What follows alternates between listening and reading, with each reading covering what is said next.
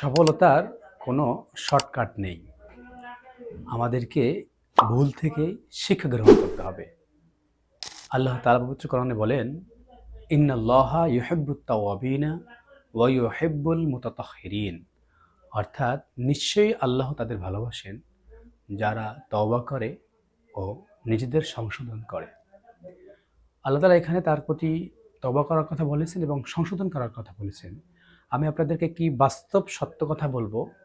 এই পর্যন্ত যারা সফল হয়েছেন বা যারা সফল হচ্ছেন, ভালো ভালো পর্যায়ে আছেন, তারা কিন্তু প্রত্যেকেই সব কাজ শিখেই শুরু করে নেয় এবং এবার সুযোগও নাই। যেরকম গাড়ি চালানোর ম্যাপ যেরকম আমরা শিখি বা পড়ি, বাট যদি স্টিয়ারিং না ধরি তাহলে যেরকম আমরা গাড়ি চালাতে পারবো না, ঠিক অনুরূপভাবে আমরা যদি সফলতা অর্জন করতে চাই, সেটা ব্যবসায়িক ক্ষেত্রে হোক বা অন্য যে কোনো ক্ষেত্রে, আমাকে শিক্ষা অর্জন করতে হবে, জানতে হবে।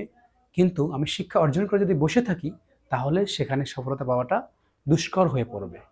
তাই আমার মনে হয়, আমার বাস্তব অভিজ্ঞতা থেকে আপনাদেরকে জানাতে চাই যে আপনি যে পেশায় হন না কেন, মেডিকেল বিষয়, ব্যবসা বিষয় বা যে কোনো বিষয়ে আপনি একাডেমিক শিক্ষা অর্জন করবেন, তার পাশাপাশি আপনি নিজেকে দক্ষ করার জন্য আপনাকে কাজটা করতে হবে।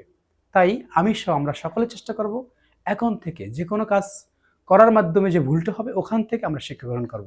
তাই আপনাদের কাছে অনুরোধ, আজকে থেকে আমরা শুরু করি এবং আপনি ভুল থেকে এই পর্যন্ত বড় কোনো ভুল থেকে কী শিক্ষা গ্রহণ করলেন কমেন্টে জানান।